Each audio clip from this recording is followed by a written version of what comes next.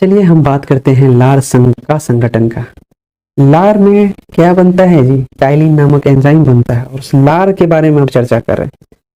5 चीजों के बारे में यहाँ पे चर्चा की गई है लार के संगठन। एक बात की गई है म्यूकस की, दूसरी बात की गई है लारिये इमाइलेज टाइलिन की, और तीसरा बात किया गया है लाइसोजाइम एंजाइम की। चौथा बात किया गया है NaCl और की प्लस आदि इलेक्ट्रोलाइट की, खाने में नमी होती है। उसके बाद लिंगुअल लाइपेज की बात की। म्यूकस लिब्रिकेंट है। लारिये इमाइलेज टाइलिन स्टार्च का पाचन होता है यहाँ पे। लाइसोजाइम एंजाइम होता है, इसमें जीवाणुओं का नाश होता है और इसी लार में पाए जाते हैं NaCl और की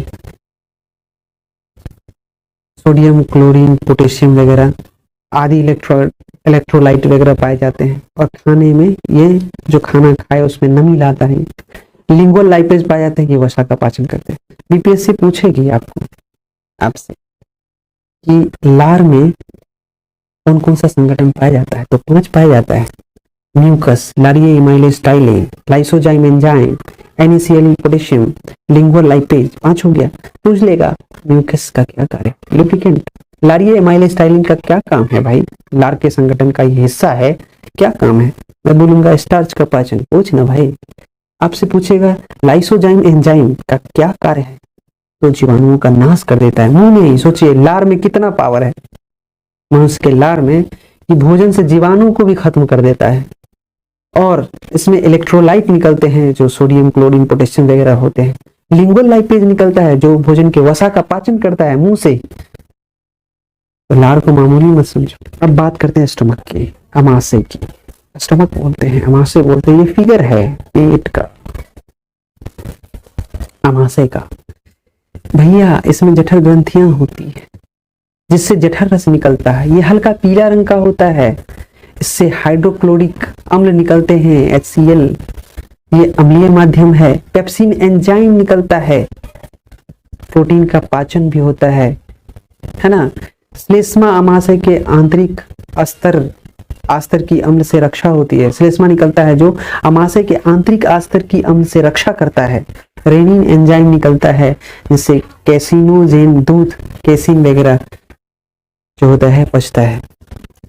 तो सोच लीजिए कि एक अमाशय में क्या क्या पाया जाता है और इससे क्या क्या वर्क है। आपसे पूछ लेगा जठर ग्रंथि से क्या निकलता है, तो बोलिएगा जठर रस। कौन से रंग का होता है? हल्का पीला रंग। और कौन सा अम्ल निकलता है भैया? हाइड्रोक्लोरिक अम्ल। और ये अम्लीय माध्यम है। प्रोटीन के पाचन के लिए पेप्सिन एंजाइम निकलती है अमाशय में।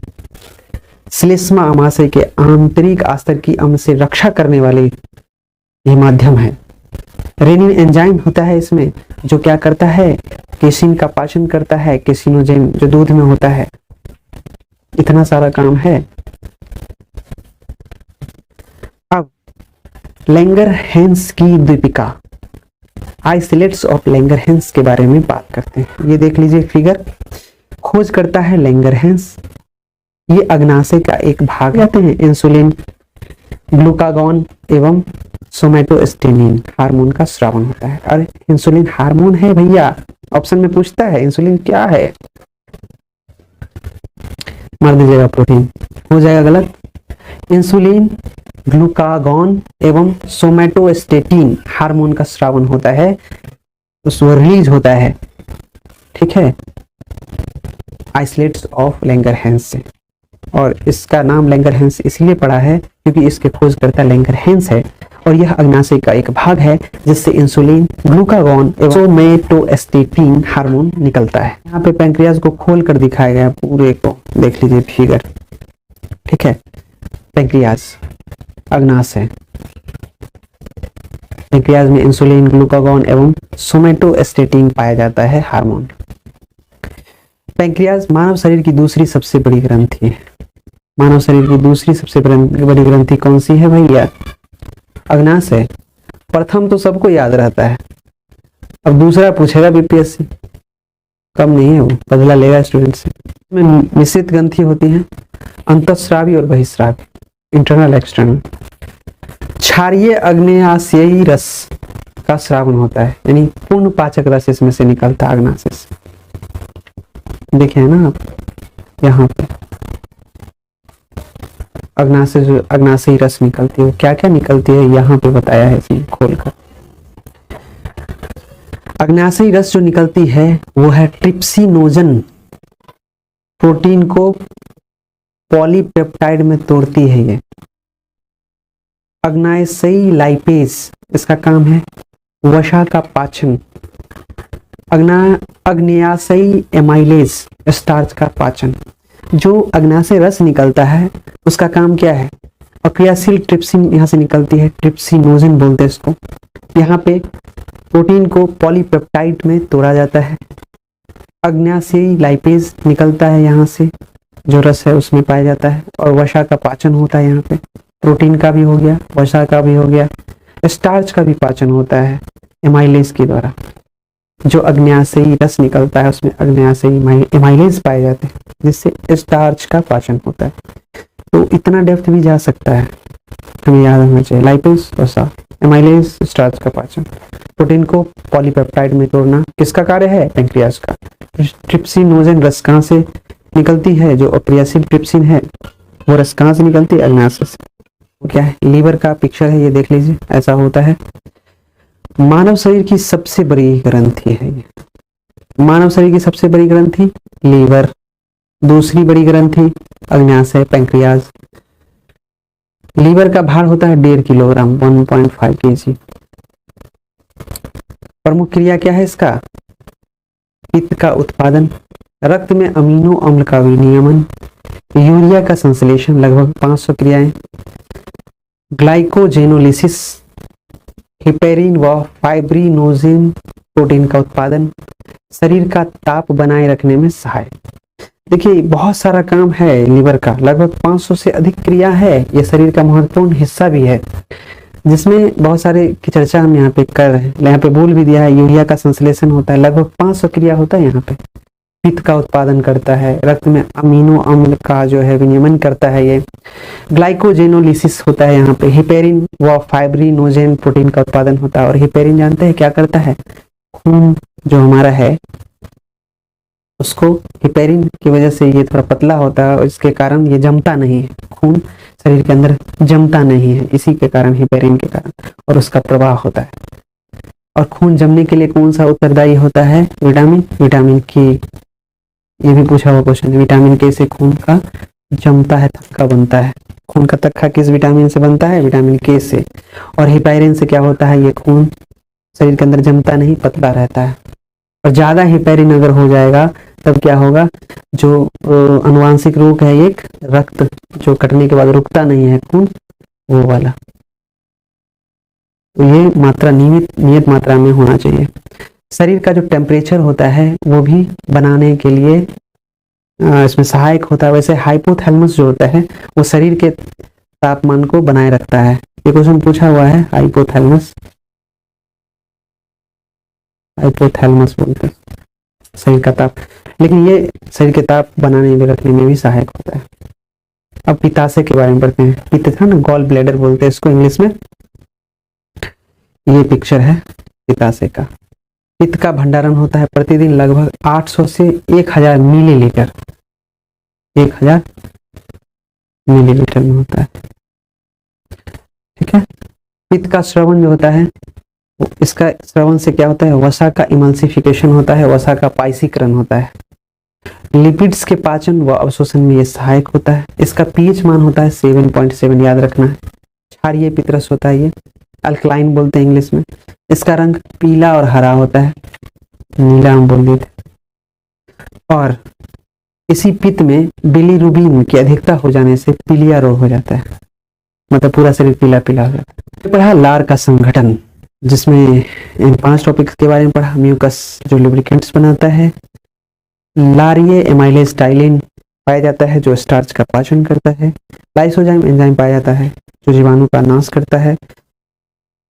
NaCl के सोडियम, क्लोरीन, पोटेशियम आदि इलेक्ट्रोलाइट होते हैं जो खाने में नमी को लाता है, नमी उसमें लाता है ताकि उसको तोड़ने में या फिर शरीर के अंदर उसको रास नली के द्वारा जाने में दिक्कत नहीं हो। लिंगुअल लाइपेज वसा का पाचन करता है। तो सारा पाचन का क्रिया मुख से ही शुरू हो जाता है। सबसे बड़ा चीज जीवाणु का नाश होता है। सोच लीजिए, बैक्टीरिया लाइसोजाइम एंजाइम के द्वारा शरीर मुंह में ही खत्म हो जाता है। क्या बनाया है गॉड ने। मानव एक ऐसा कंप्यूटर है भगवान का बनाया हुआ, जो बायोलॉजिकल है और सब कुछ ऑटोमेटिक होता है। आदमी कंप्यूटर बनाकर भी भगवान जैसा नहीं बना पाया। एनीवेज, चलते हैं आगे। अब बात करते हैं अमाशय का। अमाशय और अग्नाशय दोनों में अंतर है। अमाशय स्टोमक को बोलते हैं और अग्नाशय पैंक्रियाज को बोलते हैं। अमाशय में जठर ग्रंथियां होती हैं जिससे जठर रस निकलती हैं। ये हल्का पीला रंग की होती हैं। रंग भी पूछ सकता है, कोई ठीक नहीं है एग्जामिनर का। हाइड्रोक्लोरिक अम्ल अम्लीय माध्यम है, ठीक। और पेप्सिन एंजाइम होता है जिसमें प्रोटीन का पाचन होता है। श्लेष्मा जो कि आमाशय के आंतरिक अस्तर में अम्ल से रक्षा करती है। रेनिन एंजाइम पाए जाते हैं जो कैसिनोजेन, जो दूध में पाया जाता है कैसीन, उसके पाचन में सहायक होते हैं। लैंगरहैंस की दीपिका, जिसको आइसोलेट्स ऑफ लैंगरहैंस बोलते हैं, इसके खोजकर्ता लैंगरहैंस है और ये पैंक्रियाज का एक हिस्सा है, अग्न्याशय का एक भाग है। देखिए यहाँ पे अग्न्याशय हो गया, पैंक्रियाज हो गया, और वहां पे स्टोमक था, अमाशय था। ठीक है, दोनों में अंतर देख लीजिए, अग्न्याशय, यहाँ अमाशय। अग्न्याशय जो पैंक्रियाज होता है वो इंसुलिन में पाया जाता है, पैंक्रियाज में इंसुलिन पाया जाता है, ग्लूकागॉन एवं सोमैटोस्टेटिन पाया जाता है, और ये हार्मोन है जहाँ पे इसका ये रिलीज होता है। यहाँ पे पैंक्रियाज का ये पिक्चर है। मानव शरीर की दूसरी सबसे बड़ी ग्रंथि और सबसे बड़ी ग्रंथि जो होती है लीवर है, दूसरी ग्रंथि पैंक्रियाज है, और ये मिश्रित ग्रंथि है अंतःस्रावी और बहिस्रावी का। क्षारीय अग्न्याशयी रस, पूर्ण पाचक रस यहाँ से निकलता है, और उसमें जो पाए जाते हैं ट्रिप्सिनोजन, ये अक्रियाशील ट्रिप्सिन है। प्रोटीन को पॉलीपेप्टाइड में तोड़ा जाना इसका कार्य है। अग्न्याशयी लाइपेज होता है जो वसा का पाचन करते हैं। अग्न्याशयी एमाइलेज होते हैं जो स्टार्च का पाचन करते हैं। वहीं पे बात हम लोगों ने किया था लीवर की। लीवर का जो प्रमुख क्रिया है वो होता है, मानव शरीर की सबसे बड़ी ग्रंथि है ये, और इसका भार 1.5 किलोग्राम है। इसका प्रमुख क्रिया है पित्त का उत्पादन करना, रक्त में अमीनो अम्ल का विनियमन, अमीनो अम्ल जो होता है रक्त में होता है उसका विनियमन करता है। यूरिया का संश्लेषण होता है, और लगभग 500 क्रियाएं होती है। ग्लाइकोजेनोलिसिस यहाँ होते हैं। हेपेरिन व फाइब्रिनोजेन प्रोटीन का उत्पादन होता है, शरीर का ताप बनाए रखने में सहायक है। बात करते हैं पित्ताशय की। गॉल ब्लैडर बोलते हैं। गॉल ब्लैडर पित्त का भंडारण प्रतिदिन लगभग 800 से 1000 मिलीलीटर होता है। यहाँ पे पित्त का स्रावन, वसा का पाइसीकरण होता है। यहाँ पे पित्त जब रिलीज होता है तो उससे वसा का पाइसीकरण, इमाल्सिफिकेशन होता है। लिपिड्स के पाचन व अवशोषण में सहायक होता है। पीएच मान इसका 7.7 होता है। अल्कलाइन पित्तरस होता है, क्षारीय होता है। ये रंग पीला होता है, हरा होता है, और पीला होने का कारण जो है बिलिरुबिन की अधिकता है, जिससे पीलिया नामक बीमारी भी हो जाता है। बिलिरुबिन की अधिकता के कारण पीलिया हो जाता है। जब हिस्सा पढ़ ही रहे हैं तो छोटी आंत भी पढ़ ही लेते हैं।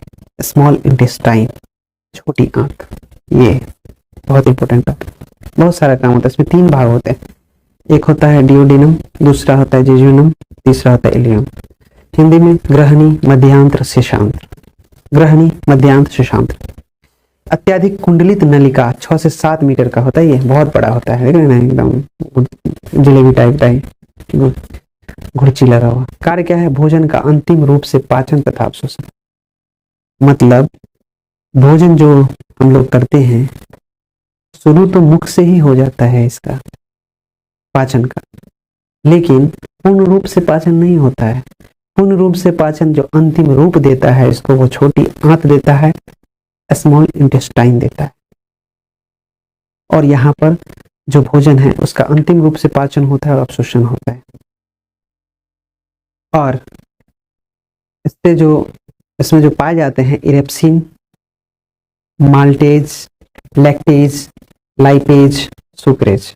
रिपीट कर रहा हूं मैं, sucrase, lipase, lactase, maltase, erepsin.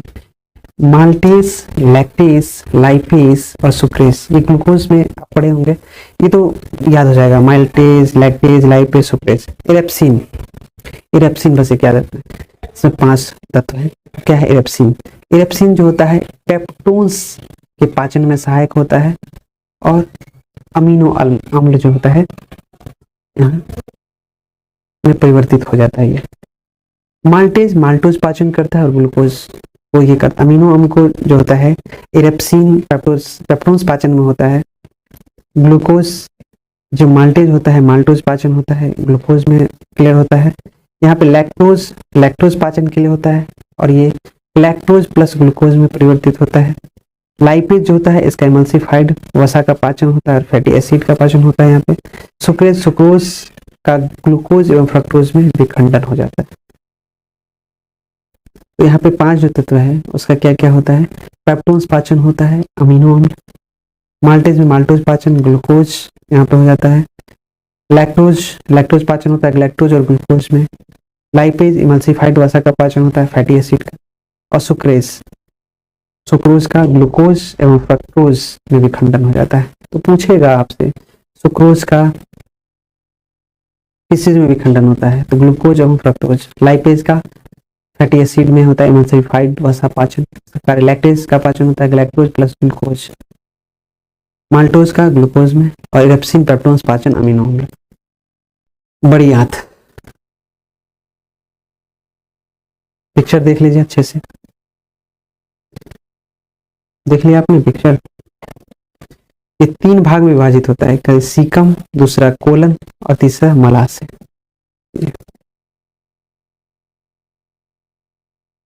Caecum colon मलाशय कार्य क्या है, जल का अवशोषण। यहाँ पे पानी का अवशोषण होता है बड़ी आंत में। परीक्षा दृष्टि पढ़ते हैं, परीक्षा दृष्टि। लार में जल की मात्रा होती है 99.5%। लार में जल की मात्रा होती है 99.5%। प्रतिदिन लार का औसतन स्रावन होता है 1 से 1.5 लीटर। ठीक है, प्रतिदिन लार का औसतन स्राव क्या होता है, औसतन 1 से 1.5 लीटर। अपेंडिक्स, कृमि रूप परिशेषिका है ये अवशेषी अंग है, वेस्टिगल ऑर्गन है, मतलब वेस्ट ऑर्गन है, इसका एग्जाम्पल है ये। बृहदांत्र के सिकम से जुड़ा हुआ रहता है ये, यही है इसका 3 का अपेंडिक्स। महत्वपूर्ण तथ्य को पढ़ते हैं। ग्लूकोज को इथेनॉल में परिवर्तित करने वाले एंजाइम को का नाम क्या है, जाइमेज। ये पूछेगा भाई, क्वेश्चन इंपॉर्टेंट है। ग्लूकोज को इथेनॉल में परिवर्तित करने वाला एंजाइम का नाम है जाइमेज। एंजाइम मूलतः होते हैं जैव उत्प्रेरक प्रोटीन। एंजाइम मूलतः होते हैं जैव उत्प्रेरक प्रोटीन। दूध को पचाने वाला एंजाइम है रेनिन। ये पूछा हुआ क्वेश्चन। ग्लूकोज को इथेनॉल में अगर बदलेगा कोई तो वो कौन है, जाइमेज। एंजाइम मूलतः होते हैं जैव उत्प्रेरक प्रोटीन। ठीक है, क्या पढ़ा हमने पढ़ा स्मॉल इंटेस्टाइन। इसके 3 भाग होते हैं, ग्रहणी डियोडेनम, दूसरा होता है मध्यांत्र जेजुनम, तीसरा होता है शेषांत्र आइलियम। अत्यधिक कुंडलित नलिका होती है 6 से 7 मीटर। कार्य क्या है, भोजन का अंतिम रूप से पाचन तथा अवशोषण। वो क्या क्या है, erepsin, maltase, lactose, lipase, sucrase. Erepsin peptones पाचन होता है अमीनो अम्ल का, माल्टेज माल्टोज पाचन होता है ग्लूकोज का, लैक्टोज पाचन होता है ग्लैक्टोज प्लस ग्लूकोज का, लाइपेज इमल्सिफाइड वसा का पाचन होता है फैटी एसिड, सुक्रोज का ग्लूकोज व फ्रक्टोज में विखंडन होता है। हमने पढ़ा बड़ी आंत लार्ज इंटेस्टाइन। बड़ी आंत के 3 भाग होते हैं, सीकम, कोलन और मलाशय, और बड़ी आंत का कार्य है जल का अवशोषण। परीक्षा दृष्टि में हमने देखा लार में जल की मात्रा होती है 99.5%। मोस्ट इंपोर्टेंट, 99.5% जल की मात्रा। प्रतिदिन लार का औसतन स्रावन होता है औसत 1 से 1.5 लीटर। फिर हमने पढ़ा अपेंडिक्स को, इसका नाम है कृमि रूप परिशेषिका। ये वेस्टिगल ऑर्गन है, अवशेषी अंग। बृहदांत्र के सिकम या शेषम से जुड़ा होता है ये। महत्वपूर्ण तथ्य हमने पढ़ा कि ग्लूकोज को इथेनॉल में परिवर्तित करने वाला जो एंजाइम है उसका नाम है जाइमेज। ये पूछा हुआ क्वेश्चन। एंजाइम मूलतः होते हैं जैव उत्प्रेरक प्रोटीन। दूध को पचाने वाला एंजाइम है रेनिन। प्रमुख पोषक पदार्थ एवं उनके कार्य, और ये 7 है पोषक पदार्थ और उनके कार्य। पहले पोषक पदार्थ के नाम जानते हैं। पहला है कार्बोहाइड्रेट्स, दूसरा है वसा, तीसरा है प्रोटीन, चौथा है विटामिन, पांचवा है न्यूक्लिक अम्ल, छठा है खनिज लवण और सातवां है जल। फिर से मैं रिपीट कर दे रहा हूँ। सात है प्रमुख पोषक पदार्थ, वो है कार्बोहाइड्रेट्स, वसा, प्रोटीन, विटामिन, न्यूक्लिक अम्ल, खनिज लवण और जल। अब इनके कार्य बताते हैं। कार्बोहाइड्रेट्स का काम है ऊर्जा, एनर्जी का उत्पादन करना शरीर में। वसा का भी काम है एनर्जी उत्पादन। तो ये दोनों भाई भाई हैं, वसा और कार्बोहाइड्रेट्स, दोनों काम है ऊर्जा उत्पादन करना। ठीक है। प्रोटीन शरीर का निर्माण करता है, एकदम जो टूटा फूटा सेल होता है ना, उसका ये निर्माण करता है। शरीर के अंदर जो टूटा फूटा सेल होता है उसका रिपेयर करता है, ये शरीर का निर्माण करता है। विटामिन उपापचयी क्रियाओं का नियंत्रण व नियमन करता है। न्यूक्लिक अम्ल प्रोटीन संश्लेषण करता है। खनिज लवण उपापचयी क्रियाओं का नियंत्रण और नियमन। तो यहाँ भी ये दो भाई हैं, 6 नंबर और 4 नंबर, खनिज और विटामिन दोनों भाई भाई। चलिए, और जल जो है उपापचयी क्रियाएं होते हैं, और ये इसकी बहन है जल। सिर्फ उपापचयी क्रिया, नियंत्रण नहीं, नियंत्रण भैया कर रहे हैं। अरे पुरुष प्रधान देश है तो यहाँ पे पुरुष यानी लड़का भाई यही ना करता है नियंत्रण ज्यादातर। तो 3 का काम है उपापचयी क्रियाएं, वो क्या क्या है? जल, खनिज लवण और विटामिन। 2 का काम है ऊर्जा उत्पादन करना, वो है कार्बोहाइड्रेट, वसा। 1 का काम है शरीर का निर्माण, वो है प्रोटीन, और प्रोटीन संश्लेषण का काम है न्यूक्लिक अम्ल का। क्लियर? कोई डाउट नहीं? बढ़ते हैं विटामिन की तरफ। खोज करता है कैसिमिर फंक विटामिन के 1911 से 12 ईस्वी में। और अन्य नाम इसका क्या है? विटामिन का दूसरा नाम सहायक आहार कारक फ्रेडरिक गोलेंड हॉपकिंस द्वारा प्रतिपादित। तो फ्रेडरिक गोलेंड हॉपकिंस जो है, इन्होंने कहा कि ये सहायक आहार है। किसको? विटामिन को। और विटामिन लगभग 20 प्रकार है, अभी तक जो ज्ञात प्रकार है, जो जानकारी है, वो 20 प्रकार के होते हैं विटामिन। आपको याद रखना है कीड़ा, कीड़ा विटामिन, कीड़ा, कीड़ा विटामिन याद रखना, समझ में आ जाएगा। इंग्लिश में इसको लिखते हैं कीड़ा, KEDA, सॉरी, कीड़ा याद रख लीजिए, आपको विटामिन याद हो जाएगा। तो बोले सर कीड़ा विटामिन कैसे? देखिए, कीड़ा जो होती है विटामिन के, vitamin E, vitamin D, vitamin A, ये कीड़ा जो होता है वसा में घुलनशील होता है। और 2 विटामिन जो होता है विटामिन B, C, वो जल में घुलनशील होता है। बस 2 को याद रखना है, BC को। अरे BC बेंच क्लर्क कोर्ट का लैंग्वेज BC बेंच क्लर्क जल में घुलनशील है, इसका कोई माई बाप नहीं है, पानी में घुल जाता है BC। और कीड़ा वसा में घुलनशील है, ये वो कौन सा है? विटामिन के, vitamin E, vitamin D, vitamin A। I think ये ट्रिक आपको याद दिला देगा विटामिन को। प्रमुख विटामिन स्रोत व कमी से होने वाले रोग। विटामिन A देख लीजिए, A कितना बड़ा है, विटामिन A। इसका अन्य नाम क्या है? रेटिनॉल। विटामिन A को क्या बोला जाता है? रेटिनॉल। और र से रेटिनॉल, र से रतौंधी रोग होता है। समझ में आया? और कौन रोग होता है? जीरोथैलेमिया, त्वचा की कोशिकाओं में परिवर्तन, जो चमड़ा है ना, उसके कोशिका में भी परिवर्तन हो जाता है विटामिन A की कमी से, और इसका नाम है रेटिनॉल। इस कमी को दूर कौन करेगा? भैया गाजर, बहिन हरी सब्जी, माई दूध, यकृत, लीवर, मछली का तेल खूब खाना है, और विटामिन A पूरा रखना है। फिर भी चश्मा जब लगना हुआ तो लग ही जाएगा। खूब खाइए गाजर, खूब खाइए हरी सब्जी, खूब पीजिए दूध, खूब खाइए यकृत, खूब पीजिए मछली का तेल। अरे मछली खाओ, मछली का तेल, वहां से रेटिनॉल आपको मिलेगा, विटामिन A मिलेगा। तो आप इन सारी रोगों से बच जाएंगे। कौन कौन सा? रतौंधी, जीरोथैलेमिया, त्वचा की कोशिकाओं में परिवर्तन। ठीक बा? चलते हैं vitamin B1, B1, B2, B3 या 4 नहीं रहता है, 5, 6, 7, B9, B12, बस C, D, E, K कीड़ा जो है उसको पढ़ना है। तो आते हैं हम विटामिन B1 से। विटामिन B1 बड़का भैया थायमिन, दूसर का भैया राइबोफ्लोविन, याद ऐसे किए हैं। तीसरा भैया नियासिन, चौथा नहीं था, पचमा का खुल गया पेंटोथेनिक अम्ल। छठा के दांत में पायरिया बीमारी, पायरिडॉक्सिन, उसको पायरिया है। छठा भाई को B6। इसको है चर्म रोग, बायोटीन इसमें होता है। इसको खूने नहीं है नौवा भाई को, फॉलिक अम्ल। और विटामिन साइनोकोबालामिन, B12।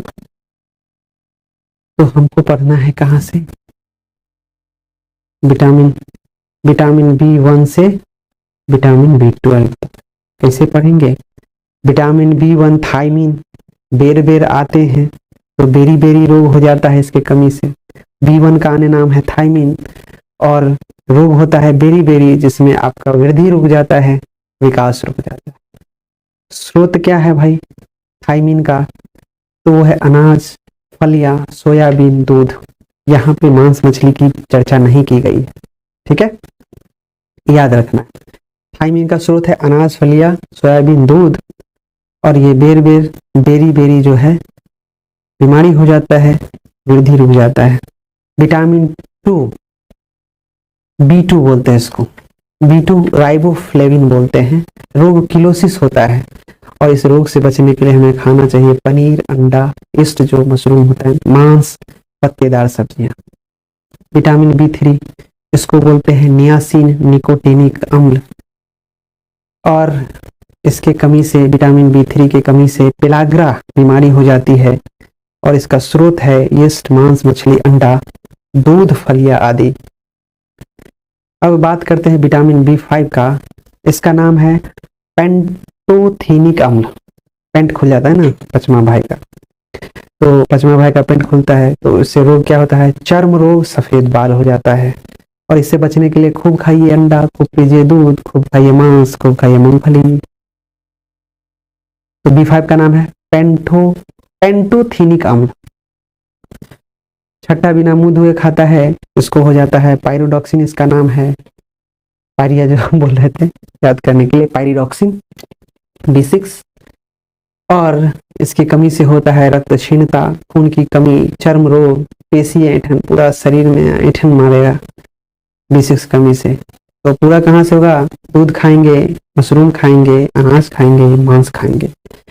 अब हम विटामिन B7 की बात करते हैं। इसका नाम है बायोटीन, और बायोटीन जो है इसकी कमी से चर्म रोग हो जाता है, बालों का झड़ना, यानी कि बाल झड़ने लगता है। मांस, गेहूं, अंडा, सब्जी, फल आदि इसके स्रोत हैं। यहाँ अगर खाएंगे तो बायोटीन की कमी नहीं होगी। भाई मांस मछली खाना चाहिए, सब विटामिन तो उसी में मिल रहा है, देख रहे हैं, तो मेरे लिए बेस्ट है। ओके, तो विटामिन B9 की बात करें। विटामिन B9 है फोलिक अम्ल। कपार फोड़ देंगे, अपने खाता है हमको नहीं देता है, नोमा भाई बोला था, है ना। तो इसकी कमी से क्या होता है? रक्त क्षीणता, कुंठित वृद्धि, कुंठा हो गया था ना इसको कि अपने खाता है हमको नहीं देता। चलिए, स्रोत है हरी सब्जियां, फलियां, यीस्ट, मांस और अंडे। मांस अंडा तो हर जगह है, खूब खाइए भैया। Vitamin B12 cyanocobalamin. रोग होता है घातक रक्त क्षीणता, हो जाता है, बहुत बहुत डेंजरस बीमारी हो जाती है। तंत्रिका तंत्र में गड़बड़ी हो जाती है, और इसका कारण कैंसर होता है, सोच लीजिए। और ये विटामिन B12 कहाँ से मिलेगा? मांस खाइए, मछली खाइए, अंडा खाइए, दूध खाइए, और आंत के जीवाणु खाइए। आंत के जीवाणु में विटामिन B12 होते हैं, पाए जाते हैं। तो समझ में आ गया आपको कि कितने इंपॉर्टेंट है ये। तो हम करते हैं एक बार रिवीजन। विटामिन एवं पोषण काफी इंपॉर्टेंट टॉपिक है, इसलिए मैं टाइम लगा रहा हूँ इसमें, क्योंकि इससे क्वेश्चन पूछता है। चलिए, हमने बात की थी प्रमुख पोषक पदार्थ एवं उनके कार्य के बारे में। तो हमने बात की थी कार्बोहाइड्रेट्स के बारे में। कार्बोहाइड्रेट्स ऊर्जा उत्पादक है, वसा ऊर्जा उत्पादक है, प्रोटीन शरीर का निर्माण करती है, विटामिन उपापचयी क्रियाओं का नियंत्रण व नियमन करता है, न्यूक्लिक अम्ल प्रोटीन संश्लेषण करता है, खनिज लवण उपापचयी क्रियाओं का नियंत्रण व नियमन करता है, और जल उपापचयी क्रियाओं का नियमन करता है। तो तीन जो है, दो भाई एक बहन कौन कौन है? विटामिन, खनिज लवण और जल। जहाँ पे खनिज लवण और विटामिन में उपापचयी क्रियाओं का नियंत्रण व नियमन होता है, और बहन जल के पास उपापचयी क्रियाएं होती है। दो भाई है कार्बोहाइड्रेट्स एंड वसा, जहाँ पे एनर्जी होता है, दोनों ताकतवर है, ऊर्जा उत्पादक होते हैं। दो है, एक प्रोटीन जो शरीर का निर्माण करता है, और पांचवा है न्यूक्लिक अम्ल प्रोटीन संश्लेषण करता है। चलिए ये मैं ट्रिक से बता रहा हूँ। विटामिन की खोज करता है कैसिमिर फंक 1911 से 12 ईस्वी में किया था, और इसको सहायक आहार कहा था फ्रेडरिक कोलैंड हॉपकिंस ने। लगभग 20 प्रकार के विटामिन होते हैं। जल में घुलनशील जो विटामिन है वो बी और सी है, और वसा में घुलनशील विटामिन कीड़ा है, विटामिन के, ई, डी, ए। ठीक है। विटामिन स्रोत व कमी से होने वाले रोग। विटामिन ए को रेटिनॉल कहा जाता है, जिसकी कमी से रतौंधी, सीरोथैलेमिया, त्वचा की कोशिका में परिवर्तन इत्यादि बीमारियां होती हैं। और इससे बचने के लिए विटामिन ए का पानी का स्रोत जो है वो है गाजर, हरी सब्जियां, दूध या कीट मछली का तेल।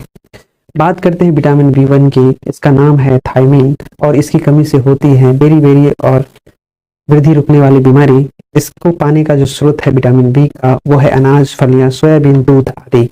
विटामिन बी2 की बात करें तो इसका नाम है राइबोफ्लेविन, और इसकी कमी से होता है किलोसिस रोग। और बी2 का स्रोत है पनीर, अंडा, यीस्ट, मांस, पत्तेदार सब्जियां आदि। विटामिन बी3 इसका नाम है नियासिन या निकोटिनिक अम्ल बोलते हैं। रोग इसकी कमी से होता है पेलाग्रा। बी3 का जो स्रोत है वो है यीस्ट, जिसे मशरूम बोलते हैं, मांस, मछली, अंडे, दूध, फलियां आदि। विटामिन बी5 की बात करें तो विटामिन बी5 को बोलते हैं पेंटोथेनिक अम्ल, और इसकी कमी से होता है रोग जिसको बोलते हैं चर्म रोग, और सफेद बाल हो जाता है विटामिन बी5 की कमी से। विटामिन बी5 के स्रोत हैं अंडा, दूध, मांस व मूंगफली। विटामिन बी6 की बात करें तो इसका नाम है पायरिडॉक्सिन, और इसकी कमी से होता है रक्त क्षीणता, चर्म रोग, पेशीय ऐंठन। इसके स्रोत हैं दूध, ईस्ट जिसको बोलते हैं मशरूम, अनाज व मांस। वहीं विटामिन बी7 की बात करें तो वो है बायोटीन। रोग होता है इसकी कमी से चर्म रोग, बालों का झड़ना। बी7 का स्रोत है मांस, गेहूं, अंडा, सब्जी, फल आदि। वहीं बात करें प्रमुख विटामिन स्रोत व कमी से होने वाले रोग में विटामिन बी9 की, तो इसका नाम है फॉलिक अम्ल, और इसकी कमी से होता है रक्त क्षीणता, कुंठित वृद्धि। और इसका स्रोत जो है बी9 का वो है हरी सब्जियां, फलियां, यीस्ट, मांस, अंडे आदि। विटामिन बी12 इसका जो अन्य नाम है साइनोकोबालामिन है, और इससे जो घातक रोग होता है रक्त क्षीणता, तंत्रिका तंत्र में गड़बड़ी। स्रोत है बी12 का मांस, मछली, अंडा, दूध, आंत्र, जीवाणु। तो आई थिंक आप अगर थायमिन को छोड़ दें तो लगभग सभी में मांस, अंडा, मछली तो है ही, ऐसे आप याद कर सकते हैं। ठीक है, स्रोत की बात कर रहे थे। अब हम लोग बात करते हैं विटामिन सी की। विटामिन सी इसका अन्य नाम है एस्कॉर्बिक अम्ल, और इसकी कमी से होता है स्कर्वी रोग। Ascorbic, scurvy. स्रोत है आंवला, नींबू वंश के फल, टमाटर व सब्जियां। खट्टा फल जो होता है वहां से इसके स्रोत हैं। विटामिन डी की बात अगर करें तो इसका नाम है कैल्सीफेरॉल, विटामिन डी का, और इसकी कमी से होता है रिकेट्स जिसको सूखा रोग बोलते हैं, या ऑस्टियोमेलेसिया, हड्डी वगैरह का रोग हो जाता है। जहाँ पे ऑस्टियो जुड़ा रहेगा तो हड्डी से जो होगा वो रिलेटेड। और इसको विटामिन डी पाने का जो स्रोत है वो है मक्खन, मछली का तेल। देखो मछली विटामिन डी में रहता है, मछली में, अंडा में भी रहता है, सूर्य प्रकाश संश्लेषण में भी रहता है। तो एक चीज खाइए और सभी चीज एक ही में मौजूद हो जाता है। मतलब मीट मछली अगर खाते हैं आप तो विटामिन बी सब आपको मिल जाएगा। दूध का दूसरा नाम है पूर्णाहार। दूध पी लिया मतलब सब कुछ आपने खा लिया। सफेद रंग है कैसीन, फॉस्फोप्रोटीन के कारण इसमें इसका रंग सफेद होता है। और कैसीन में क्या होता है? फॉस्फोप्रोटीन। सफेद रंग होता है कैसीन के कारण। गाय का दूध हल्का पीला रंग होता है, और क्यों होता है? बीटा कैरोटीन के कारण। दूध प्रोटीन पचाने वाला एंजाइम है रेनिन। दूध में पाए जाने वाला जो प्रोटीन है उसको पचाने वाला एंजाइम कौन सा है? रेनिन। ये पढ़ चुके हैं। दूध का खट्टापन लैक्टोबैसिलस बैक्टीरिया की वजह से, वो क्या है? लैक्टोज, लैक्टिक अम्ल बनाता है। लैक्टोज में लैक्टोबैसिलस बैक्टीरिया मिलकर लैक्टिक अम्ल बनाता है। संगठन क्या है? देखिए, दूध का जो निर्माण हुआ है इन चीज से मिलकर बना हुआ है, जिसमें पानी का भाग होता है 87% और इसमें वसा भी होता है, प्रोटीन होता है, कार्बोहाइड्रेट होता है, कैल्शियम होता है, पोटेशियम होता है। आप कहिए कि सर पढ़ा रहे हैं पूरा फिगर में रंगीन रंग बिरंगे, उससे क्वेश्चन आएगा? मेरे एक मित्र ने कहा नहीं आएगा। मैं आपको बोलता हूँ 100 नहीं 100,000% इसी से क्वेश्चन आएगा और टोटल आएगा। और क्वेश्चन जानते हैं किस टाइप से पूछेगा? दूध में क्या पाया जाता है, आई सब दे देगा, एक ठो गायब कर देगा। डेप्थ में नहीं पड़े रहिएगा ना, मार दीजिएगा। कार्बोहाइड्रेट नहीं पाया जाता है भैया, याद कर लो। दूध में इतना चीज पाया जाता है, इसमें से कोई मिल जाए ना तो आंसर हो जाएगा उसका। क्वेश्चन बनाने का तरीका चेंज हो गया, वन लाइनर क्वेश्चन नहीं पूछ रहा है बीपीएससी। अब पूछ दे तो बल्ले बल्ले, कोई दिक्कत नहीं है। तब तो लूसेंट रट्टू जो भी है उनको फायदा हो जाएगा। लूसेंट से अगर क्वेश्चन आता है वन लाइनर वगैरह से, बट अगर डेप्थ क्वेश्चन पूछेगा कॉन्सेप्चुअल, तो इस तरह के कॉन्सेप्ट का होना जरूरी है। दूध जो बना होता है उसमें जल का लगभग 87% भाग होता है, पानी दूध में, याद रखिए। नहीं मिलाएगा पानी, तब की बात मैं कर रहा हूँ। दूध देने वाला जो आता है वो पानी नहीं अगर मिलाएगा तब 87%, अगर मिला दिया तो वसा भी गायब, प्रोटीन भी गायब, कार्बोहाइड्रेट गायब हो जाएगा। समझ गए? तो 87% जो होता है वो जल ही होता है। मात्र 13% जो होता है उसमें ये सब पाए जाते हैं, वसा, प्रोटीन, कार्बोहाइड्रेट, कैल्शियम, पोटेशियम। बार बार मैं रुक रुक के इसीलिए बोल रहा हूँ क्योंकि जहां पे मुझे लगता है कि क्वेश्चन बन जाएगा तो उसमें मैं टाइम लगाता हूँ। ओके, अब हम बात करते हैं अमीनो अम्ल की। अमीनो अम्ल, और ये सिर्फ और सिर्फ भोजन से ही प्राप्त होता है, केवल भोजन से प्राप्त होता है। और अनिवार्य अमीनो अम्ल कितने हैं? 9 अनिवार्य अमीनो अम्ल। ये 9 कौन कौन सा है? Histidine, isoleucine, leucine, lysine, methionine, phenylalanine, tryptophan, valine, threonine. कैसे याद होगा? कुछ नहीं, अरे कॉलेज का डीन, इन जहां जहां आएगा ना वो अनिवार्य अमीनो अम्ल है शरीर के लिए। इन याद करते, सीन, इन आया, सीन, सीनो आ जाएगा तो बना लिया।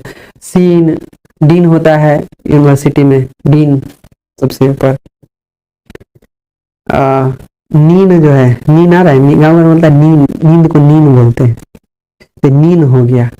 फैन, डीन सीन, डीन सीन मीन, फैन और फिर नीन, वही है डीन सीन नीन फैन, बस हो गया। तो डीन, हिस्टीडीन, सीन, isoleucine, leucine, lysine, leucine lysine याद हो गया। मेथियोनिन, फेनिल एलेनिन और थ्रियोनिन और ट्रिप्टोफैन, वैलिन, ये अनिवार्य अमीनो अम्ल है। याद हो जाएगा। हमने विटामिन ई की चर्चा नहीं की थी, डी पर ही जाकर रुक गए थे और पहुंच गए थे दूध पर, तो ये तो बहुत बड़ा नाइंसाफी हुआ। चलिए हम बात करते हैं विटामिन ई की। विटामिन ई का दूसरा नाम होता है टोकोफेरॉल, विटामिन ई, और इसकी कमी से जनन क्षमता की कमी हो जाती है, जननांग तथा पेशियों की कमजोरी हो जाती है। जान लीजिए, विटामिन ई नहीं होगा ना तो जनन नहीं होगा, क्षमते नहीं रहेगा जनन करने का, तो बड़ा इंपॉर्टेंट है भैया। तो इसका कमी मत होने दीजिए बॉडी में, समझ लीजिए, नहीं तो शादी ब्याह हो चल जाएगी, जनन क्षमता में कमी है, सीधा सीधा बोले ना विटामिन ई का कमी है। तो आज के बाद विटामिन ई समझ जाइएगा, अगर बोला जाए तो समझ जाइएगा कि बच्चा में किस चीज का कमी है? जब भी जाएंगे देखने लड़का बोलेंगे विटामिन ई पूरा है ना जी। चलिए, tocopherol, I think vitamin E भूलिएगा नहीं आप कभी। इसका दूसरा नाम है टोकोफेरॉल। जनन क्षमता की कमी, जननांग तथा पेशियों की कमजोरी। स्रोत जो होता है तेल, गेहूं, अंडे की जर्दी, सोयाबीन। अभी बात समझ, तेल, खूब तेल, गेहूं खाइए, अंडा का जर्दी खाइए, सोयाबीन खाइए, एकदम विटामिन ई रहेगा पूरा। और आपको एक बात बता दें, अंडा ना वेजिटेरियन है, नॉन वेज नहीं है, पता ही होगा। चलिए, विटामिन के। विटामिन के का नाम है नेफ्थोक्विनोन। क्या नाम है? नेफ्थोक्विनोन। चोट लगने पर रक्त का थक्का न जमना रोग हो जाता है इसकी कमी से। हमने बताया था ना इससे पहले कि विटामिन के जो होता है शरीर में अगर कहीं कट जाता है, फट जाता है, तो खून जो बहने लगता है, तो उसको रोकने के लिए थक्का जमाने का जो काम करता है वो विटामिन के करता है। अगर ये नहीं रहेगा शरीर में तो खून रुकेगा ही नहीं, थक्का जमेगा ही नहीं। तो वही है नेफ्थोक्विनोन बोलते हैं इसको। इसका स्रोत है आंत का बैक्टीरिया, हरी सब्जियां, अंडा और सोयाबीन। सोयाबीन खूब खाइए। वो सोयाबीन नहीं जो ले आते हैं, किसका है, न्यूट्रोफिल करके कुछ नहीं, वो पैकेट में बिकता है वो वाला नहीं। ये सोयाबीन बीज होता है, इतना छोटा छोटा दाना, खरीद कर खाइएगा। उजला उजला हम खाए थे, बहुत प्रोटीन रहता है इसमें, बहुत ताकत है। तो विटामिन के जो होता है इसका ये कार्य है। समझ में आया? तो हमने काफी डेप्थ पढ़ा भी है, चलिए एक बार रिवाइज कर लेते हैं। विटामिन सी से, विटामिन सी का अन्य नाम है एस्कॉर्बिक अम्ल। इसकी कमी से होता है स्कर्वी रोग। इसका स्रोत है आंवला, नींबू, वंश के फल, टमाटर व सब्जियां आदि। विटामिन डी का अन्य नाम है कैल्सीफेरॉल। रोग होता है इसकी कमी से सूखा रोग, रिकेट्स, ऑस्टियोमेलिसिया। स्रोत है इसका मक्खन, मछली का तेल, अंडा तथा सूर्य प्रकाश में संश्लेषण। विटामिन ए का दूसरा नाम है टोकोफेरॉल। जनन क्षमता की कमी, जननांग तथा पेशियों की कमजोरी रोग हो जाता है। ई का स्रोत है तेल, गेहूं, अंडे की जर्दी, सोयाबीन। विटामिन के का दूसरा नाम है नेफ्थोक्विनोन और इसकी कमी से रोग होता है चोट लगने पर थक्का न जमना, कट जाने पर थक्का न जमना। स्रोत है आंत के बैक्टीरिया, हरी सब्जियां, अंडा व सोयाबीन। हम लोगों ने दूध को पढ़ा था। दूध का पूरा नाम जो होता है पूर्ण आहार। सफेद रंग होता है इसका कैसीन के कारण, और कैसीन में पाया जाता है फॉस्फोप्रोटीन। आप कहेंगे गाय का दूध हल्का पीले रंग का क्यों होता है? तो उसमें बीटा कैरोटीन नाम के कारण होता है। दूध के प्रोटीन को पचाने वाला एंजाइम है रेनिन। दूध का खट्टापन होता है लैक्टोबैसिलस बैक्टीरिया के कारण, और लैक्टोज में लैक्टोबैसिलस बैक्टीरिया के कारण लैक्टिक अम्ल बनते हैं। लैक्टिक एसिड जो होता है, लैक्टिक अम्ल, वो थकान का भी कारण है, जो घुटनों वगैरह में दर्द रहता है। लैक्टिक अम्ल के जमने के कारण शरीर में क्या होता है, दर्द वगैरह होने लगता है, घुटना वगैरह में दर्द होने लगता है। अच्छा, इसके संगठन की बात की तो दूध में जल जो होता है 87% होता है, वसा पाया जाता है, प्रोटीन पाया जाता है, कार्बोहाइड्रेट पाया जाता है, कैल्शियम पाया जाता है, पोटेशियम पाया जाता है। बात करते हैं अमीनो अम्ल की, तो ये केवल भोजन से प्राप्त होता है। अनिवार्य अमीनो अम्ल है histidine, isoleucine, leucine, lysine, methionine, phenylalanine. Lenin है ना, हिटलर और लेनिन पढ़े होइएगा, याद रखिए, जैसे जैसे हमको आते रहेगा कॉन्सेप्ट बताते रहेंगे। उसके बाद थ्रियोनिन, ट्रिप्टोफैन, वेलिन। शरीर की कोशिकाओं में भी संश्लेषण, और इसके कोशिकाओं में संश्लेषण के लिए जो अनिवार्य अमीनो अम्ल है उसकी चर्चा करेंगे, और वो है लगभग 11। और वो 11 क्या है? क्या है जी? पहला है ग्लाइसिन, दूसरा है सेरीन, तीसरा है टायरोसिन, चौथा है एलेनिन, पांचवा है ग्लूटामिक अम्ल, छठा है ग्लूटामीन, सातवां है प्रोलीन, आठवां है एस्पार्टिक अम्ल। एस्पार्टिक अम्ल, इससे हमको कहीं मुलाकात हुआ है। एस्पैरेजीन, अर्जिनिन, सिस्टीन। ये थोड़ा कठिन हो जाएगा याद करना, नहीं। शरीर की कोशिकाओं में संश्लेषण हेतु अनिवार्य अमीनो अम्ल है glycine, serine, tyrosine, alanine, glutamic अम्ल ग्लूटामीन, प्रोलीन एस्पार्टिक अम्ल, एस्पैरेजिन, अर्जिनिन, सिस्टीन। इसका मैं ट्रिक बनाऊंगा, जैसे ही मिलेगा तो आपको बता दूंगा, ठीक है। लेकिन कोशिकाओं में संश्लेषण के लिए एस्पार्टिक अम्ल भी उत्तरदायी होता है। ये क्वेश्चन पूछा हुआ था एस्पार्टिक अम्ल के बारे में, कोशिकाओं में संश्लेषण के लिए उत्तरदायी है। और कोशिकाओं में संश्लेषण के लिए उत्तरदायी सिर्फ एस्पार्टिक अम्ल ही नहीं है। इस क्वेश्चन से हमको भेंट हुआ है तो हमको याद हो गया। आपको ये 11 को ही याद रखना पड़ेगा।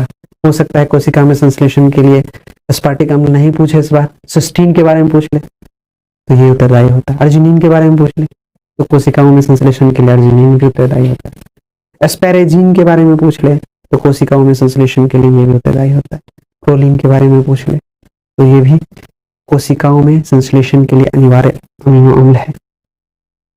ग्लूटामिक अम्ल और ग्लूटामीन, ये दोनों याद हो जाएगा तो ग्लूटामिक अम्ल भी और ग्लूटामीन भी अनिवार्य अमीनो अम्ल है कोशिकाओं में संश्लेषण हेतु। वहीं अगर एलेनिन पूछ ले तो इसे भी याद रखना है। टायरोसिन को भी याद रखना है। ग्लाइसिन भी अनिवार्य अमीनो अम्ल है कोशिकाओं में संश्लेषण के लिए। सेरिन ये भी अनिवार्य अमीनो अम्ल है कोशिकाओं में संश्लेषण के लिए, ठीक है। वसीय अम्ल की बात करते हैं। वसीय अम्ल, वसीय अम्ल से पहले हम ग्लूकोज बहुलक की चर्चा करेंगे। ग्लूकोज के जो बहुलक है वो है स्टार्च, सेल्यूलोज, 2। ग्लूकोज के बहुलक स्टार्च और सेल्यूलोज। स्टार्च कहाँ से प्राप्त होता है? वनस्पति से प्राप्त होता है। आयोडीन घोल से क्रिया करता है, नीला काला रंग होता है। तो आयोडीन घोल से क्रिया करने का नीला काला रंग का होता है। पादप बीजों में एमाइलेज या एमाइलोपेक्टिन के रूप में उपस्थित होता है। स्टार्च पादप बीज में एमाइलेज के रूप में उपस्थित होता है या एमाइलोपेक्टिन के रूप में उपस्थित होता है। नीला काला रंग होता है। आयोडीन घोल से ये क्रिया करता है, वनस्पति से प्राप्त होता है। सेल्यूलोज की बात करें तो ये वनस्पति से प्राप्त होता है। सेल्यूलोज भी प्राप्त होता है वनस्पति से और स्टार्च भी प्राप्त होता है वनस्पति से। ये आयोडीन घोल से अभिक्रिया नहीं करती है, लेकिन स्टार्च करती है अभिक्रिया। कोशिका भित्ति का निर्माण सेल्यूलोज से होता है। क्वेश्चन पूछता है कोशिका भित्ति का निर्माण किससे होता है? तो सेल्यूलोज से होता है। ठीक बा, आजकल ठीक बा हम खूब बोल रहे हैं। वसीय अम्ल की चर्चा करते हैं। आवश्यक वसीय अम्लों का शरीर में संश्लेषण संभव नहीं। आवश्यक वसीय अम्लों का शरीर में संश्लेषण संभव नहीं है, लेकिन वसीय अम्ल ऊर्जा का स्रोत है और ये भोजन से प्राप्त अप्रयुक्त वसा होता है जिसमें ट्राइग्लिसराइड वसा और आवश्यक वसीय अम्ल पाए जाते हैं। ट्राइग्लिसराइड वसा और आवश्यक वसीय अम्ल, ये आवश्यक वसीय अम्ल क्या क्या होते हैं उसको भी क्लियर किया है। ये होते हैं अल्फा लिनोलेनिक अम्ल और एक होता है सिंपल लिनोलेइक अम्ल। ये है लिनोलेइक, ठीक है ना, ये है लिनोलेनिक और उसके आगे अल्फा भी लगा हुआ है। तो ये वसीय अम्ल दो तरह के होते हैं, अल्फा लिनोलेनिक अम्ल और दूसरा होता है लिनोलेइक अम्ल। अल्फा लिनोलेनिक अम्ल में आते हैं तिलहन, जिसमें अलसी एवं तीसी को माना जाता है। वसा इसमें अधिकतम उपस्थिति होती है। तीसी खाए ना घर, बड़ा अच्छा लगता है, लेकिन तीसी को धूप में अगर रख दीजिए तो चन चन चन चन आवाज आने लगता है। बचपन में हम खाए हुए तीसी का भूसी, चावल पे दो चावल डाल के साथ दाल में शायद मिला के खाते। तो इसमें वसा की अधिकतम उपस्थिति होती है। इसमें अलसी एवं तीसी में तिलहन है ये। और इसका और भी उदाहरण है ओमेगा 3 वसीय अम्ल। उपयोग क्या है? रक्त नलिकाओं में वसा के जमाव में कमी करता है। भैया तो हार्ट के पेशेंट वगैरह को देना चाहिए खूब, वहां पे ये जमा नहीं हो। वसा हार्ट अटैक का जो है मेन कारण होता है, तो उसमें कमी अगर करती है तो तुलसी तो भाई तीसी तो यही कहते हैं कि पुराने जमाने के लोग जो होते थे ना, उनका जो आहार होता था वाकई वो दैवीय था आहार, नेचुरल हर चीज, और शरीर को हर विटामिन की पूर्ति हो जाती थी। तीसी लोग खाते थे, उन्हें पता था, हार्ड वर्क करते थे, उन्हें पता था कि वसा शरीर में जमा हो जाती।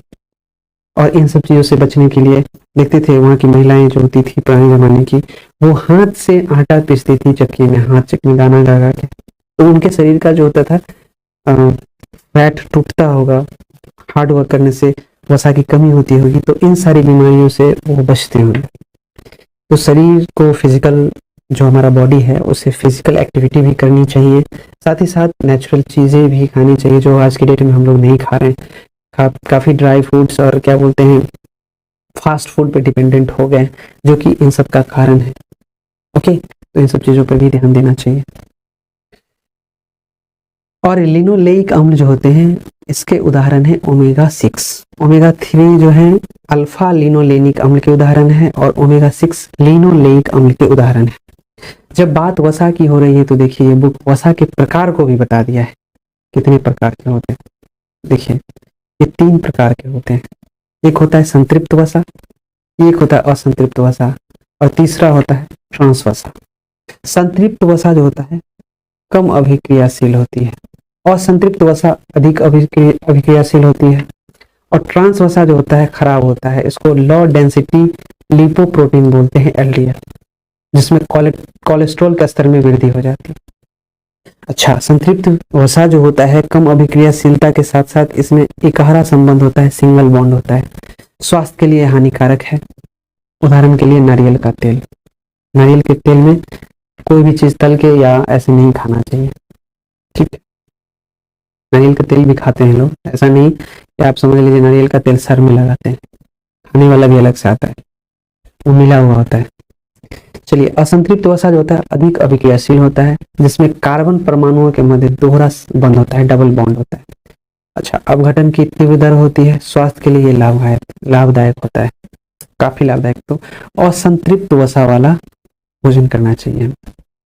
उदाहरण के लिए मछली का तेल गुड है, खाओ खूब मछली। अब हम लोग बात करते हैं ट्रांस वसा की, जिसको LDL बोलते हैं, लो डेंसिटी लिपोप्रोटीन, जिसमें कोलेस्ट्रॉल के स्तर में वृद्धि हो जाती है, और ये हृदय वाहिका को क्षति पहुंचाती है। वहां जाकर जमा हो जाता है ना ये वसा कोलेस्ट्रॉल, और खून का जो होता है वहां पे ठीक से आदान प्रदान नहीं हो पाता, प्रवाह नहीं हो पाता, रुक जाता है, इसलिए हार्ट अटैक जैसी बीमारियां होती हैं। और ये उदाहरण है पशु जनित वसा का, हाइड्रोजनीकृत तेल का। हाइड्रोजनीकृत तेल क्या हो सकता है, घी वगैरह, ये सब काफी हमारे शरीर के लिए लाभदायक नहीं होंगे, ट्रांस वसा के उदाहरण है। तो हम लोगों ने पढ़ रखा है अभी शरीर की कोशिकाओं में संश्लेषण के बारे में, और उसके संश्लेषण के लिए अनिवार्य अमीनो अम्ल जो है वो है glycine, serine, tyrosine, alanine, glutamic अम्ल, ग्लूटामिन, प्रोलीन, एस्पार्टिक अम्ल, एस्पेरेजिन, अर्जिनिन, सिस्टीन। 11 ग्लूकोज का बहुलक है स्टार्च और सेल्यूलोज। स्टार्च वनस्पति से प्राप्त होते हैं, आयोडीन के साथ ये क्रिया करते हैं, नीला काला रंग का होता है। पादप बीजों में एमाइलेज या एमाइलोपैक्टिन के रूप में उपस्थित होता है। सेल्यूलोज वनस्पति से प्राप्त होते हैं, ये आयोडीन से भी क्रिया नहीं करते हैं, जबकि स्टार्च करते हैं। कोशिका भित्ति का निर्माण करते हैं सेल्यूलोज। वसीय अम्ल होते हैं, आवश्यक वसीय अम्लों का शरीर में संश्लेषण संभव नहीं है, ये ऊर्जा के स्रोत होते हैं। वसीय अम्ल भोजन से प्राप्त अप्रयुक्त वसा है, ट्राइग्लिसराइड वसा, और कुछ आवश्यक वसीय अम्ल होते हैं, अल्फा लिनोलेइक अम्ल बोलते हैं जिसे, और दूसरा होता है लिनोलेइक अम्ल। अल्फा लिनोलेइक अम्ल तिलहन होते हैं जो हमारे शरीर के लिए काफी फायदेमंद होते हैं, जिसे अलसी एवं पीसी बोलते हैं, उसमें अधिकतम ये उपस्थिति होती है अल्फा लिनोलेइक अम्ल की। उदाहरण के तौर पर ओमेगा 3 वसीय अम्ल होता है, उपयोग रक्त नलिकाओं में वसा के जमाव में कमी करता है। ये लिनोलेइक अम्ल जो होता है उदाहरण ओमेगा 6 है। वसा के प्रकार को हमने जाना, ये 3 तरह के होते हैं, संतृप्त वसा, असंतृप्त वसा और ट्रांस वसा। संतृप्त वसा कम अभिक्रियाशील होती है, एकहरा बंध होता है, सिंगल बॉन्ड, स्वास्थ्य के लिए हानिकारक है, उदाहरण के लिए नारियल का तेल। वहीं असंतृप्त वसा की बात करें तो ये अधिक अभिक्रियाशील होती हैं, कार्बन परमाणुओं के मध्य दोहरा बंध होता है, डबल बॉन्ड, और अपघटन की तीव्र दर होती है इसमें।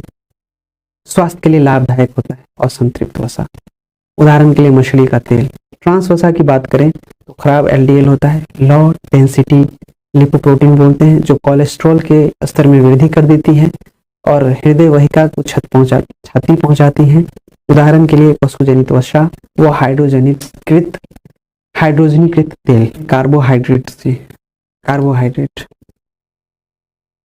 इसमें कार्बन, हाइड्रोजन और ऑक्सीजन के अनुपात से मिलकर ये कार्बनिक पदार्थ है। ये कार्बोहाइड्रेट इनके से मिलकर बनता है, कार्बन, हाइड्रोजन, ऑक्सीजन से मिलकर ये कार्बनिक पदार्थ बनता है कार्बोहाइड्रेट, और इसका अनुपात होता है 1:2:1, यानी कार्बन 1 अनुपात में, हाइड्रोजन 2 अनुपात में और ऑक्सीजन 1 अनुपात में, तब कार्बोहाइड्रेट बनता है।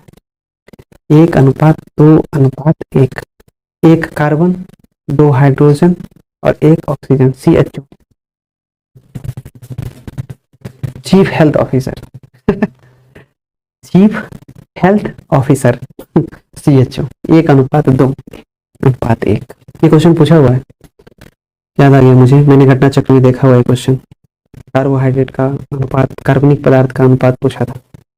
और इसका प्रमुख कार्य है शरीर को ऊर्जा प्रदान करना, ऊर्जा भंडार की तरह काम करना। हम लोग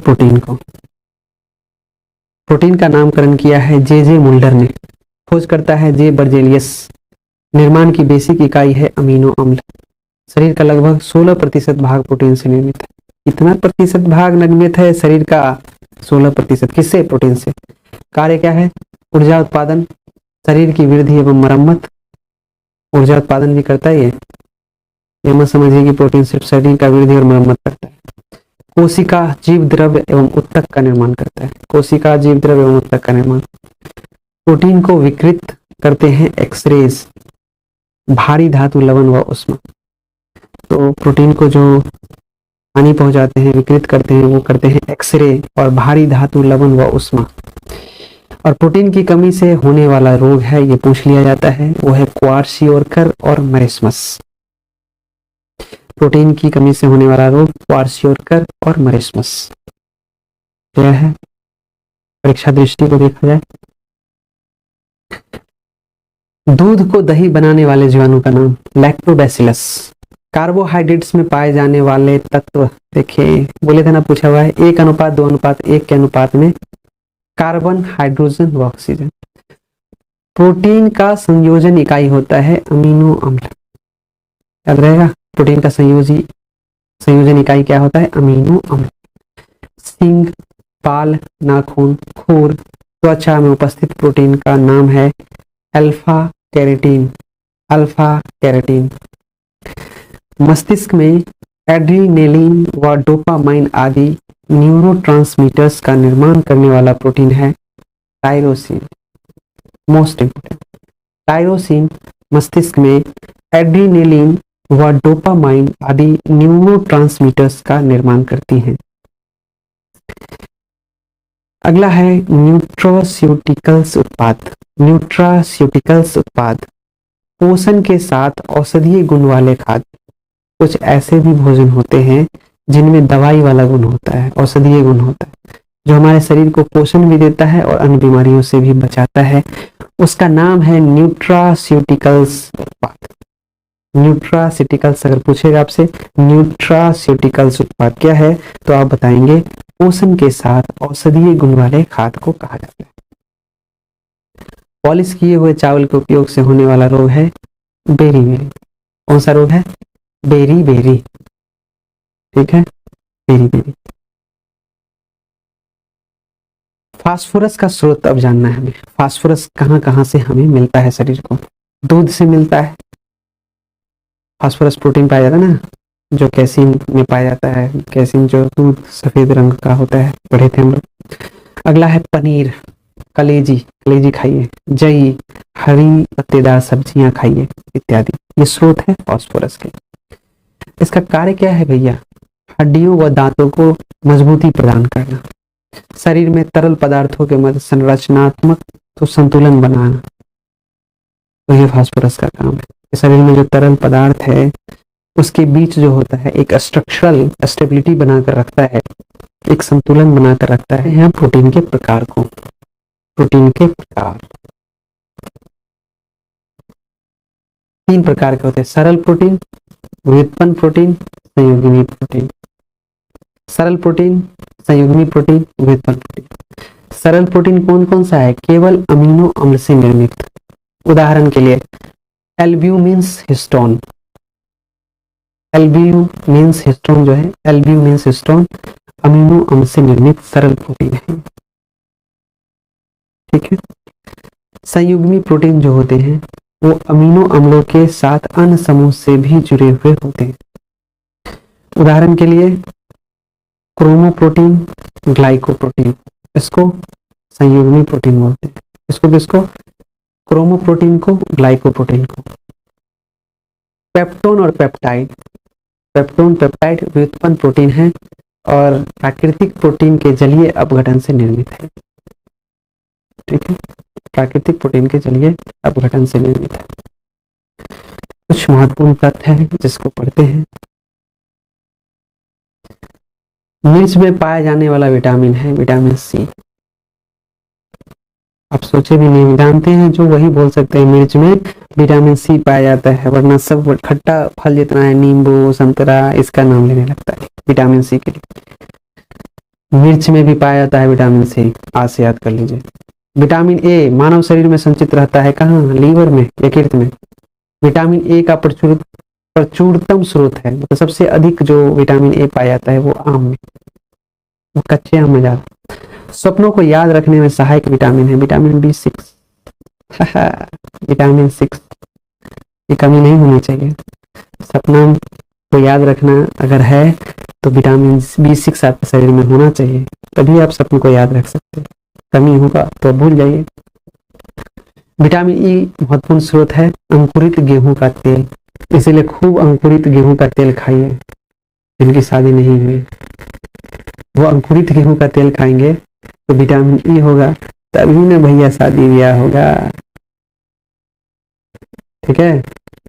विटामिन बी के बारे में हम बात करते हैं। वह विटामिन जिसे हार्मोन भी कहा जाता है, यह विटामिन डी है।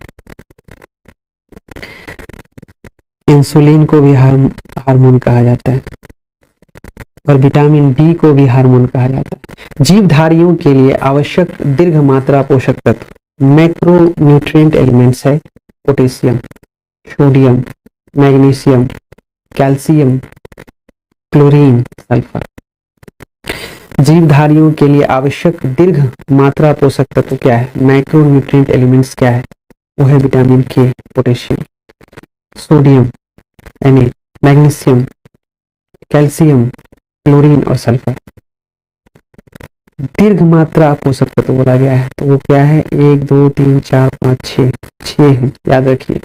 Potassium, sodium, magnesium, calcium, chlorine, sulphur. बात हो रही है आयोडीन की। आयोडीन, आयोडीन का स्रोत क्या है? आयोडीन नमक, समुद्री खरपतवार, मछली, ये आयोडीन का स्रोत है। आयोडीन नमक खाइए, आयोडीन मिलेगा। समुद्री खरपतवार से मिलेगा, मछली खाने से मिलेगा। और इस आयोडीन का कार्य क्या है? थायरोक्सिन हार्मोन के संश्लेषण हेतु ये आवश्यक है। थायरोक्सिन नामक हार्मोन जो होता है, थायरोक्सिन भी हार्मोन ही है, उसके संश्लेषण के लिए आयोडीन की आवश्यकता होती है। हमने पढ़ा है कार्बोहाइड्रेट। कार्बोहाइड्रेट कार्बन, हाइड्रोजन और ऑक्सीजन के 1:2:1 के अनुपात से मिलकर बना कार्बनिक पदार्थ है। प्रमुख कार्य है शरीर को ऊर्जा प्रदान करना, इसको CHO भी बोलते हैं, चीफ हेल्थ ऑफिसर, यानी कि C से कार्बन, S से हाइड्रोजन, O से ऑक्सीजन, 1:2:1। प्रमुख कार्य शरीर को ऊर्जा प्रदान करना, ऊर्जा भंडार की तरह काम करना। प्रोटीन का नामकरण जे मुल्डर ने किया था, मुल्डर है ये।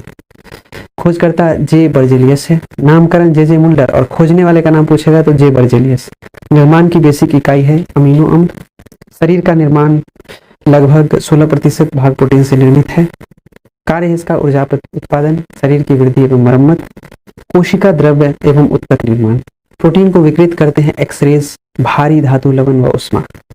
और प्रोटीन की कमी से होने वाला रोग है क्वार्शियोरकर मरेशमस। परीक्षा दृष्टि देखते हैं।